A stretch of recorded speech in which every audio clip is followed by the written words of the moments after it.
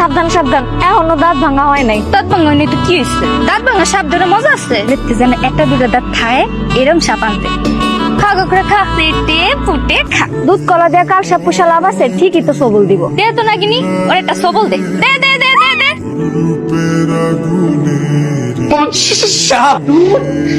এইসব ভিতরে ঢুকলো কি করে? আমার কাল লাগিনি, তুই কই গেলি রে? তোরে আমি ভালো বুঝে দুধ কলা খাওয়াইলাম আর তুই আমারে ফাঁসাই দিয়ে গেছি গা। এই যে কি হয়েছে চাচা? তোমাদের সাপ আমাদের ঘরে ঢুকছে। সর তোমাদের সাপ ধরে নিয়ে যাও। এখন এসেছি। কই চাচা, কে কোন আছেন বাইরে? আমরা আমাদের জায়গা মতো আছি, তোমরা তোমাদের সাপ খুঁজে নিয়ে যাও। চাচা অনেক তো খুঁজলাম, পাইলাম না। আমার মনে হয় কি সাপে বাড়িতে চলে গেছে। আমরা একটু বাইরে দিয়ে খুঁজে আসি। আপনারা সাপটা যদি দেখেন মাত্রই বারান্দায় যায় আমাকে একটু ডাক দিবেন, আমরা সঙ্গে সঙ্গে চলে আসবো। ঠিক আছে,